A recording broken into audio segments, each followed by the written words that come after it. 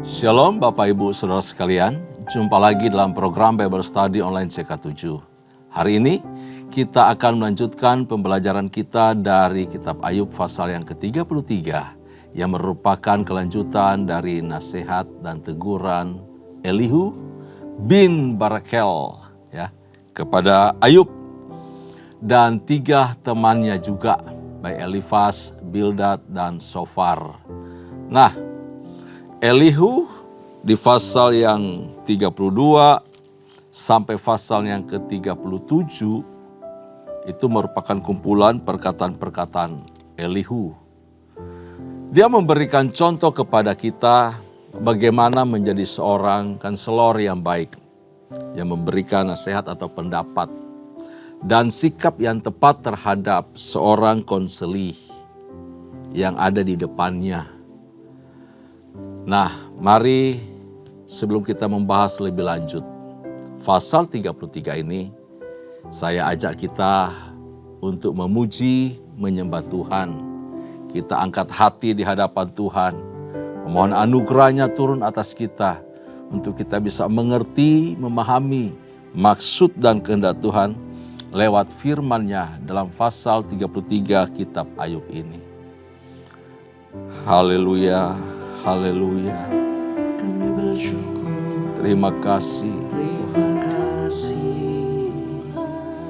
Yesus, kami datang ke hadapan-Mu bersyukur.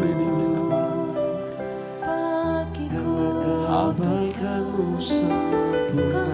Haleluya. Syadana, haleluya. Haleluya.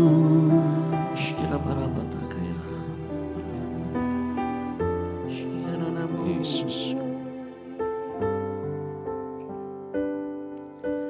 Apapun yang terjadi dalam hidupku ini, tak pernah ku ragukan kasih-Mu Tuhan.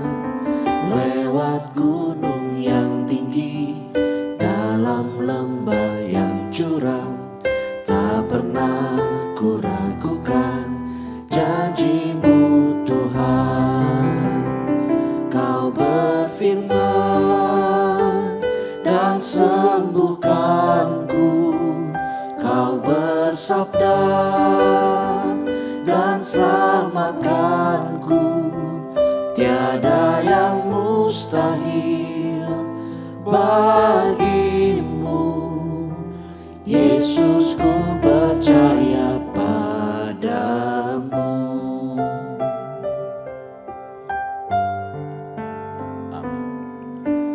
Apapun yang terjadi dalam hidupku ini, tak pernah ku ragukan kasih-Mu Tuhan.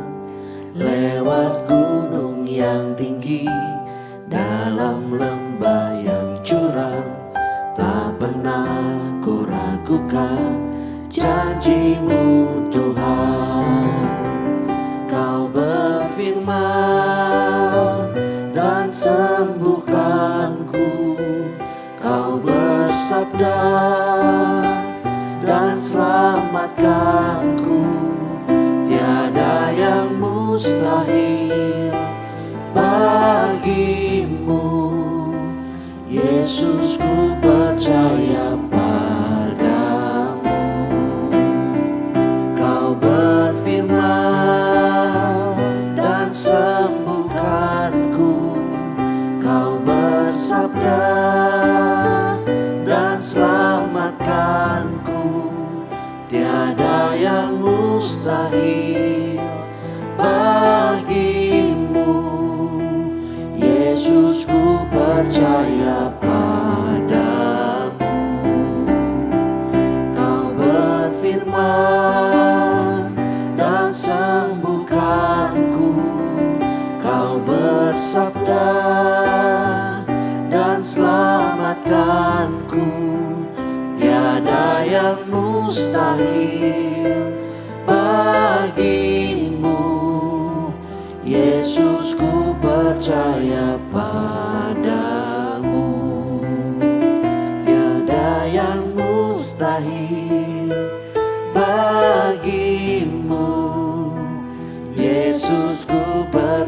percaya padamu.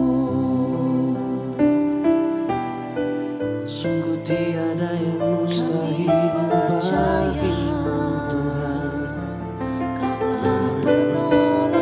Saat kau bersabda, saat kau berfirman, sungguh kami percaya. Haleluya. Ya Rabbatakan Yesus, ya Rabbatakan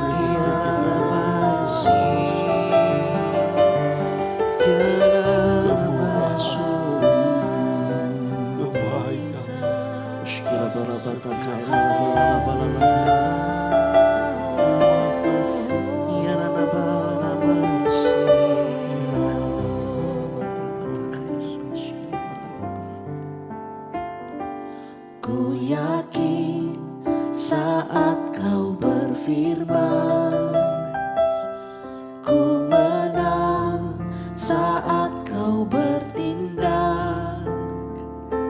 Hidupku hanya ditentukan oleh perkataanmu. Ku aman karena kau menjaga. Ku kuat karena kau menopang. Hidupku hanya ditentukan oleh kuasa-Mu. Bagi Tuhan tak ada yang mustahil. Bagi Tuhan tak ada yang tak mungkin. Mujizatnya disediakan bagiku. Ku diangkat dan dipulihkannya.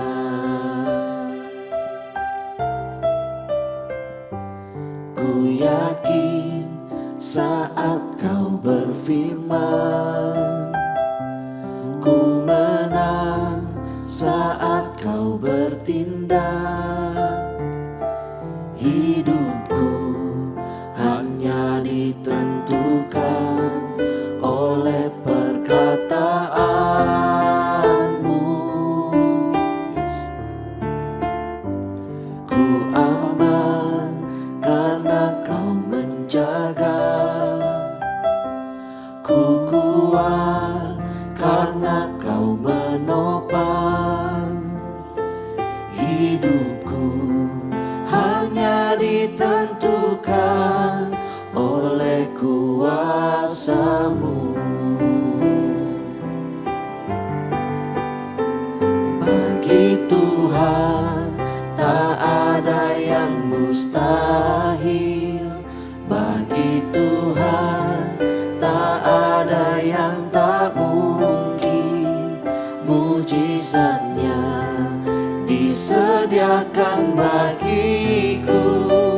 Ku diangkat dan dipulihkannya. Bagi Tuhan tak ada yang mustahil.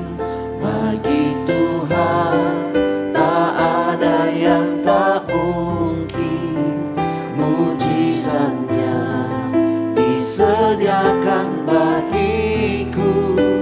Ku diangkat dan dipulihkannya.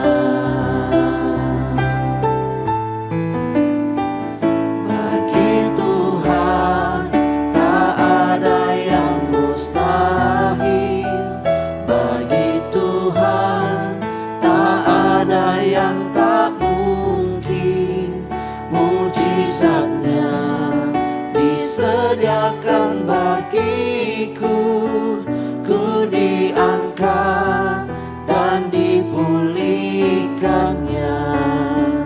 Ku diangkat dan dipulihkannya. Ku diangkat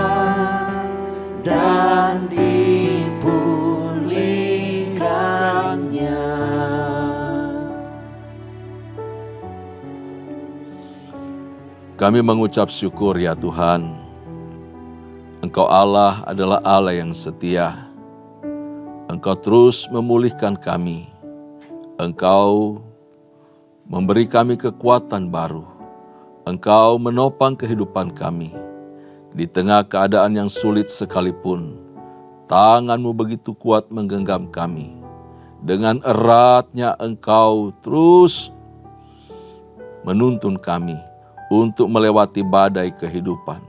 Terpuji-pujilah nama-Mu. Itu sudah menjadi penghiburan bagi kami. Itu menguatkan iman kami karena penyertaan dan kasih setia-Mu. Terpuji nama-Mu. Berkati kebenaran firman-Mu yang sebentar kami akan baca dan renungkan bersama-sama. Urapan-Mu turun atas kami semua. Di dalam nama Yesus Tuhan kami bersyukur, kami berdoa. Haleluya. Amin. Amin. Amin. Nah, Bapak Ibu kekasih di dalam Tuhan, mari bersama-sama kita baca pasal yang ke-33 yang menjadi pokok bahasan kita pada hari ini. Dengan perikop Allah berfirman kepada manusia dengan berbagai-bagai cara.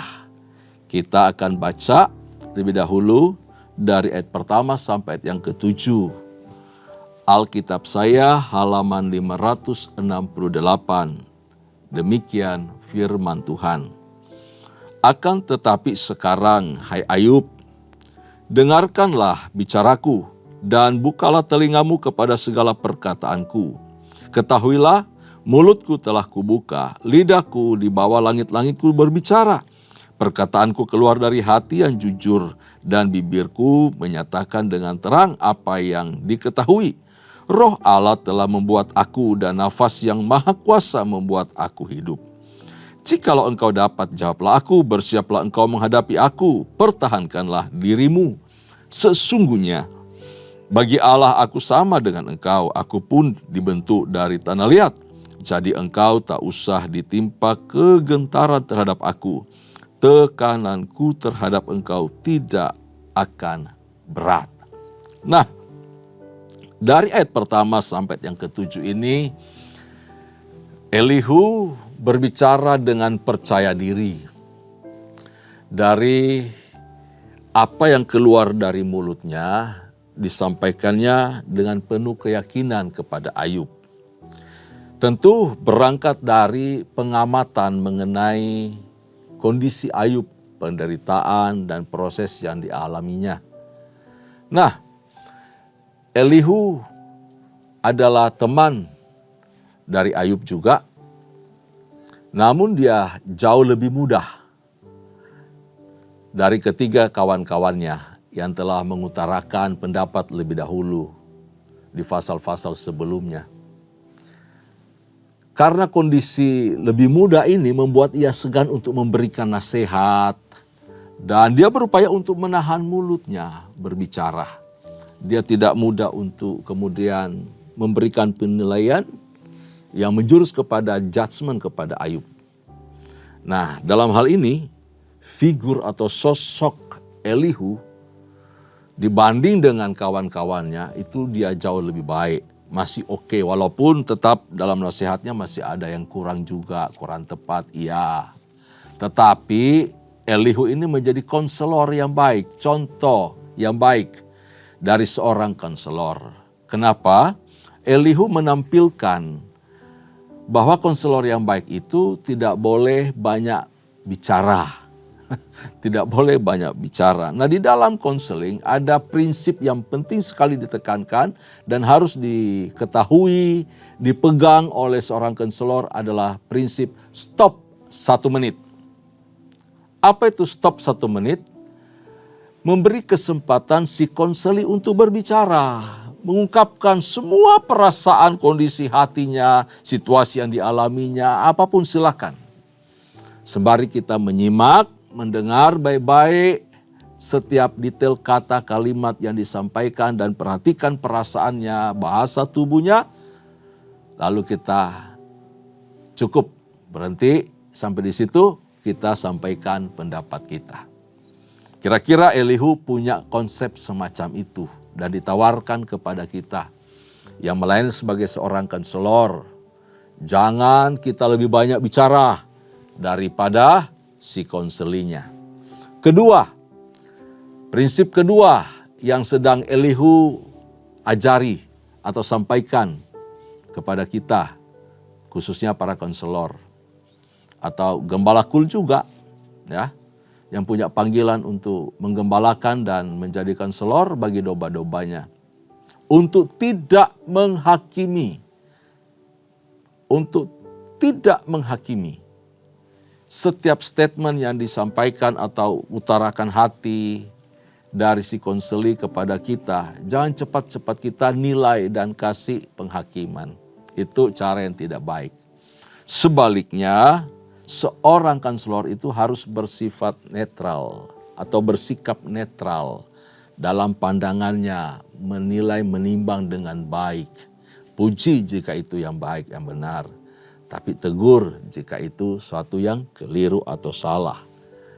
Itu di ayat ketiga diberitahu, perkataanku keluar dari hati yang jujur dan bibirku menyatakan dengan terang apa yang diketahui.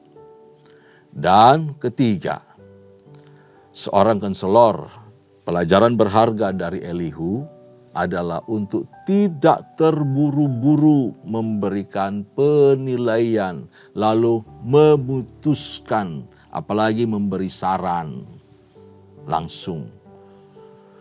Elihu tidak melakukan hal itu terhadap apa yang sedang Ayub alami. Makanya dia menunggu, mendengar semua dengan penuh perhatian. Kemudian mulai dari pasal 32, dia berupaya untuk memberanikan diri, mengeluarkan statementnya. Sekian lama saya tunggu, saya dengar percakapan kalian, pembicaraan kalian. Lalu dia bicara tegas, tidak hanya kepada Ayub, tetapi juga kepada teman-temannya yang lebih tua, ya. Ketiga temannya ditegur juga olehnya. Jadi di sini bersikap netral, dia betul-betul netral terhadap tiga temannya dan juga terhadap Ayub. Dia tidak berat sebelah. Dia sampaikan semua kekurangan, kelemahan dari nasihat mereka. Dan juga respon Ayub yang coba-coba untuk berargumentasi dengan Tuhan. Nah, itu yang kita dapatkan dari ayat pertama sampai yang ke-7. Yang ke-8, ayat yang ke-8, 9 dan seterusnya sampai yang ke-13 kita akan bacakan lagi ya. Tetapi engkau telah berbicara dekat telingaku dan ucapan-ucapanmu telah kudengar. Aku bersih, aku tidak melakukan pelanggaran, aku suci, aku tidak ada kesalahan. Ini perkataan Ayub yang dikutip oleh Elihu. Tetapi ia mendapat alasan terhadap aku. Ia menganggap aku sebagai musuhnya. Ia memasukkan kakiku ke dalam pasung. Ia mengawasi segala jalanku. Sungguhnya dalam hal itu engkau tidak benar. Demikian sanggahanku kepadamu. Jadi Elihu menegur Ayub. Dalam perkataanmu itu kamu tidak benar.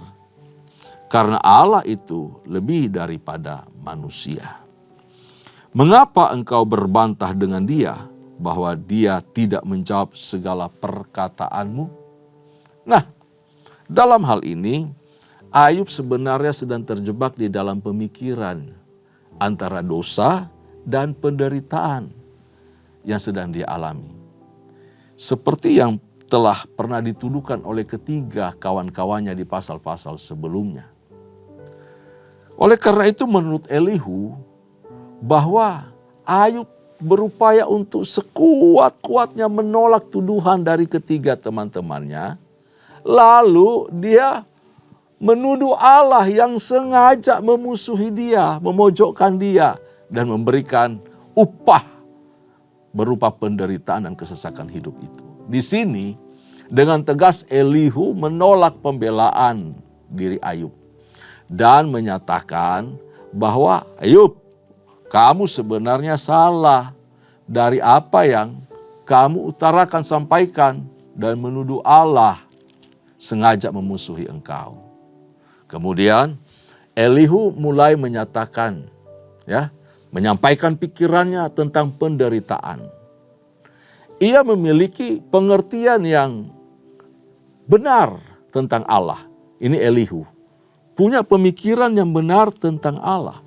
Dalam hal ini bahwa Ayub salah menuduh Allah melakukan hal itu, melakukan yang tidak benar kepada Ayub. Sengaja memusuhi Ayub. Allah tak pernah berdiri sebagai musuh dari orang benar. Tidak sama sekali. Bahwa Allah itu tidak sama dengan manusia. Ya, Allah tidak sama dengan manusia. Dan bahwa tidak ada yang sanggup memahami pikiran, rencana dari Allah untuk manusia. Dalam hal ini, Allah itu punya banyak cara untuk berbicara kepada manusia. Termasuk lewat keadaan yang sedang Ayub alami juga. Nah, lebih jelasnya kita akan melihat, kita akan membaca mulai dari ayat 14 dan seterusnya. Mengenai bagaimana lewat apa cara Allah berbicara kepada manusia. Ayat 14, demikian firman Tuhan.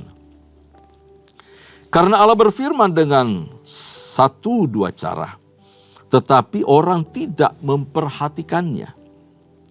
Dalam mimpi, dalam penglihatan waktu malam, bila orang nyenyak tidur, bila berbaring di atas tempat tidur, maka ia membuka telinga manusia dan mengejutkan mereka dengan teguran-teguran untuk menghalangi manusia daripada perbuatannya dan melenyapkan kesombongan orang, untuk menahan nyawanya daripada liang kubur dan hidupnya daripada maut oleh lembing. Dengan penderitaan ia ditegur di tempat tidurnya dan berkobar terus-menerus bentrokan dalam tulang-tulangnya. Perutnya bosan makanan, hilang nafsunya untuk makanan yang lesat-lesat. Susutlah dagingnya sehingga tidak kelihatan lagi. Tulang-tulangnya yang mula-mula tidak tampak menonjol keluar. Sampai nyawanya menghampiri liang kubur dan hidupnya mendekati mereka yang membawa maut. Bapak Ibu sekalian Tuhan, Allah menyatakan kehendaknya melalui mimpi. Mimpi. Jadi di kitab Ayub ini kita bisa melihat bahwa disingkapkan kepada kita. Allah berbicara kepada manusia bisa lewat mimpi atau melalui mimpi. Kita tahu bahwa ada 3 jenis suara yang paling banyak kita terima. Yang pertama, suara Tuhan. Yang kedua, ada suara si iblis. Dan yang ketiga adalah suara hati. Tuhan bisa berbicara lewat ucapan manusia, lewat nasihat orang tua, lewat siapapun. Tuhan bisa berbicara. Tuhan berbicara untuk kebaikan kita tentu saja. Kalaupun dia menegur, menghardik untuk kebaikan kita. Tapi ada suara iblis, suara yang menjebak kita, suara yang mendorong kita untuk hancur, suara yang mengajak kita untuk memberontak kepada Allah. Seolah-olah sesuatu yang baik dipelintir sedikit dari firman. Kita bisa salah menilai. Karena suara itu, iblis bisa menyamar tipis-tipis dengan suara kebenaran. Betul. Lalu yang ketiga ada suara hati. Kalau suara iblis datang untuk menghancurkan kita, menjerumuskan kita, membinasakan kita.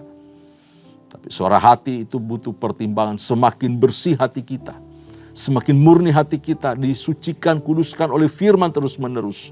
Kepekaan terhadap suara Tuhan, kepekaan terhadap keadaan sekitar, sosial kita, masyarakat, lingkungan keadaan sekitar kita, terhadap apapun, itu akan semakin tajam dan semakin berakurasi tinggi.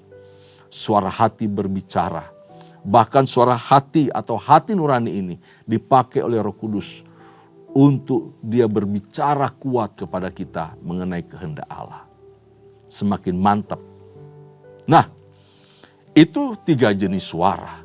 Tapi di sini berbicara mengenai lewat apa Allah berbicara kepada kita. Dalam kitab Ayub pertama diberitahu mimpi. Entah di waktu malam dapat penglihatan, ya, penyataan Allah. Itu lewat mimpi. Allah bisa berbicara begitu kuat lewat mimpi. Yusuf menerima mimpi. Untuk sekarang ini kita lebih dikenal dengan vision.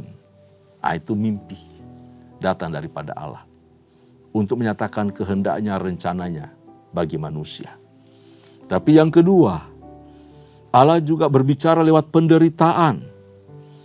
Dari ayat 14 sampai ayat 22 ini kita bisa membaca, merenungkan bahwa ternyata penderitaan itu merupakan cara Allah berbicara kepada kita.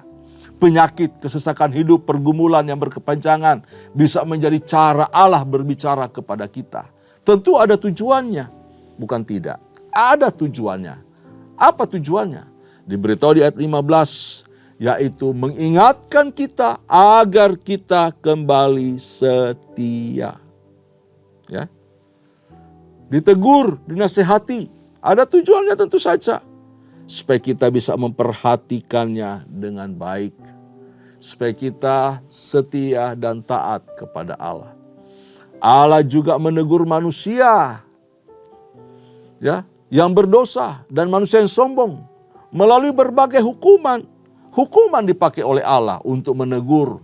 Itu Allah sedang berbicara. Allah sedang menghardik, Allah sedang mendidik. Kalau kita anaknya, ya Allah didik. Dengan cara apa? Menghukum. Itu salah satu di mana Allah berbicara kepada kita. Supaya apa? Supaya kita terhindar dari keterjerumusan dan menuju kepada kebinasaan. Lebih baik Allah hukum daripada kita binasa. Lebih baik Allah hakimi kita selagi kita masih hidup di muka bumi, daripada kita dihakimi di akhirat nanti. Ayat 16 sampai 18, untuk menahan nyawa daripada liang kubur. Allah juga berbicara melalui penderitaan yang bertubi-tubi, berkepanjangan. Ayat 19 sampai 22 diberitahu di sana. Tujuannya apa?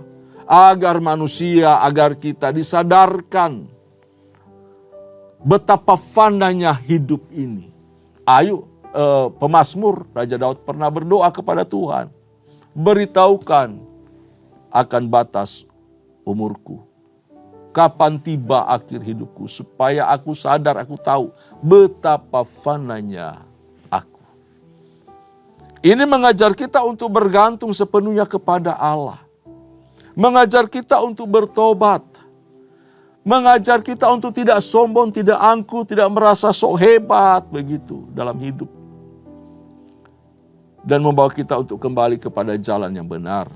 Lalu mengalami pemulihan, mengalami kesembuhan, mengalami kemuliaan dari Allah. Lanjut, kita baca selanjutnya dari ayat yang ke-23 dan sampai 28.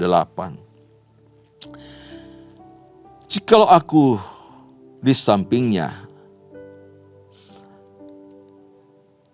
ada malaikat penengah, satu di antara 1000 untuk menyatakan jalan yang benar kepada manusia, maka ia akan mengasihaninya dengan berfirman, lepaskanlah dia, supaya jangan dia turun ke liang kubur. Uang tebusan telah kuperoleh. Tubuhnya mengalami kesegaran seorang pemuda. Ia seperti pada masa mudanya. Ia berdoa kepada Allah dan Allah berkenan menerimanya. Ia akan memandang wajahnya dengan bersorak-sorai dan Allah mengembalikan kebenaran kepada manusia. Ia akan bernyanyi di depan orang. Aku telah berbuat dosa dan yang lurus telah kubengkokkan, tetapi hal ini tidak dibalaskan kepadaku. Ia telah membebaskan nyawaku dari jalan ke liang kubur dan hidupku akan melihat terang. Sesungguhnya semuanya ini dilakukan Allah 2-3 kali terhadap manusia. Ia mengembalikan nyawanya dari liang kubur sehingga ia diterangi oleh cahaya hidup. Wow, luar biasa ayat ini. Bapak Ibu salam Tuhan. Ayat 8 ayat yang barusan kita baca itu berisikan anugerah Allah, kemurahan Allah. Dan ini sebenarnya bicara juga mengenai nubuat serta peran karya Yesus Kristus di muka bumi. Ini adalah ayat-ayat mengenai Mesias. Ia menunjukkan bahwa Allah adalah kasih. Jadi Elihu memaparkan bahwa Allah itu kasih adanya. Penuh dengan kasih setia. Tujuannya adalah agar manusia itu kembali kepada Tuhan. Kembali setia kepada Tuhan. Dan belajar bersyukur terhadap anugerah kesempatan hidup, terhadap berkat-berkat Allah. Jadi ini ada 8 ayat yang disebut ayat-ayat anugerah di dalam kitab Ayub pasal yang ke-33. Belajar mengucap syukur, berterima kasih akan kesetiaan Tuhan, akan pemeliharaan Tuhan. Dengan demikian hidup manusia akan menjadi baru, menjadi segar, menjadi kuat. Coba hidup kita setiap hari menggerutu, marah, ngomel. Hidup kita tidak akan lebih baik. Tidak akan lebih baik. Keputusan kita untuk melakukan itu tidak membuat masalah akan pergi, tetapi akan lebih memperburuk keadaan kita, suasana hati kita. Dan kita akan makin jauh dari Tuhan. Tetapi sebaliknya kalau kita ingat kasih setia Tuhan, kita ingat pertolongan Tuhan, kita ingat kebaikan Tuhan, dan kita mengucap syukur dengan keadaan-keadaan yang ada. Memuji memuliakan Tuhan, maka roh kita akan dibaharui. Hidup kita akan dibaharui. Pikiran kita disegarkan. Jiwa kita kembali kuat. Bergairah. Sekalipun masalah belum tuntas. Tetapi ada harapan baru muncul. Kita melihat ke depan. Bahwa sepanjang jalan hidupku, tangannya pasti tetap menggenggam aku. Dan tidak pernah akan melepaskan tangannya. Kita lihat ke belakang. Bahwa Allah tidak pernah meninggalkan aku di lembah yang sangat dalam sekalipun. Dan sampai saat ini aku merasakan campur tangan Tuhan. Sekalipun suasana tidak berubah. Situasi tidak berubah, keadaan tidak berubah. Tetapi aku berubah. Dari keterpurukan, dari keputusasaan. Menjadi tampil sebagai pemenang. Menjadi manusia yang baru. Kenapa? Karena terang ilahinya menyinari hidup. Allah sendiri yang menyatakan rencananya, kehendaknya lewat keputusan hati dan mulut yang mengucap syukur dan memuliakan Tuhan. Pemikiran Elihu akan makna penderitaan ini menolong kita membuang pemikiran lama yang kolot, ya, yang serba terbatas, otak kita yang terbatas dan pemikiran-pemikiran yang terbatas itu. Untuk kita kemudian mengenakan paradigma baru, yaitu pikiran Allah, perasaan Allah, hati Allah, maksud Allah kepada kita. Nah saudaraku, kita harus percaya bahwa kasih Allah itu jauh lebih besar. Cinta Allah itu jauh lebih hebat, lebih besar. Dan melampaui rasio akal pikiran kita. Ketika kita berusaha memahami mengenai penderitaan hidup. Melalui pasal 33 ini, kita diajar tentang beberapa hal. Yang pertama, bahwa terkadang Allah itu memakai jalan yang sulit untuk membentuk kita. Agar kita lebih peka akan kehendaknya. Ya. Pasal 33 juga mengajar kita bahwa penderitaan itu baik. Baik, tidak selamanya, tidak selalu penderitaan itu buruk. Penderitaan itu juga baik untuk membentuk karakter. Itu bicara tujuan dari kesesakan atau penderitaan hidup. Untuk membentuk karakter. Karakter apa? Karakter tanah uji. Karakter apa? Karakter untuk tetap setia. Ketika kita ada di dalam Dia. Bahwa pengiringan saya bukan karena berkat-berkat Tuhan. Yang telah kuterima, telah kuperoleh. Mengapa aku melayani Dia? Bukan karena saya sudah diberkati berlimpah-limpah. Bukan itu alasannya. Aku setia, aku melayani Tuhan, aku mengasihi Tuhan. Karena memang aku mengasihi Dia dengan kasih yang tulus. Karena aku memahami bahwa tidak ada kasih yang lebih mulia dari apa yang telah Dia berikan Dia curahkan kepadaku. Itu keselamatan yang kekal. Pelajaran apa lagi dari pasal 33 ini? Bahwa Allah tidak dapat kita pahami secara utuh dalam kondisi yang sulit. Jadi ketika kita punya hati penuh beban berat, pikiran tertekan, lalu kita berusaha memikirkan Allah, nggak bisa. Nggak akan penuh, nggak akan baik hasilnya. Ya, malah sebaiknya adalah, ayo perhatikan dan lihat kebaikan Tuhan. Kalau kita mau lihat, mau nilai Tuhan seperti apa di tengah pergumulan masalah hidup penderitaan, mata kita, hati kita itu tertutup dengan masalah-masalah yang ada. Sehingga penilaian kita terhadap Allah tidak fair, tidak utuh, tidak benar. Ya, karena itu mari bawa kepada Tuhan pergumulan kita. Melalui pasal yang ke-33 ini, kita belajar bahwa Allah itu bekerja lewat penderitaan, kesesakan hidup. Dia selalu terlibat, dia hadir bersama-sama kita di tengah pergumulan yang kita sedang alami. Dia bersama-sama dengan kita memikul, bahkan dia telah menanggung penderitaan kita. Kondisi apa yang sedang Anda alami? Sesulit apa keadaan Anda saat ini? Meskipun kita tidak selalu bisa merasakan Allah seperti yang kita pikirkan. Ingat, melalui pembelajaran firman Tuhan dalam Ayub 33 ini, kita percaya bahwa Allah selalu hadir bersama-sama dengan kita dan Ia turut bekerja di dalam kesulitan kita untuk terus membawa kita maju di dalam rencananya. Baca Roma pasal 8:28 bahwa Allah turut bekerja dalam segala sesuatu, dalam segala perkara, untuk segala keadaan. Dia hadir, dia bekerja untuk mendatangkan apa? Kebaikan bagi orang-orang yang mengasihi dia, yang terpanggil dalam rencananya. Bagi setiap orang percaya, kehadiran Allah yang memberikan rasa aman di dalam melewati berbagai kesulitan hidup. Dia hadir dan menolong kita. Itulah pertolongan dan kehadiran Tuhan bagi setiap kita, orang-orang yang dikasihinya. Amin. Tundukkan kepala, kita berdoa. Terima kasih Tuhan, kami semakin yakin, percaya bahwa tangan-Mu kuat menggenggam hidup kami, menolong menopang kami, dan memberi kami jalan keluar.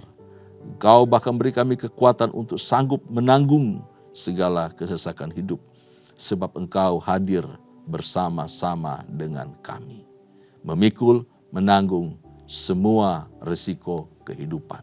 Terpujilah nama-Mu. Kami percaya umat Tuhan yang sedang mengalami kesesakan pun diberkati, dikuatkan, dan ditopang oleh firman-Mu, oleh kuasa-Mu.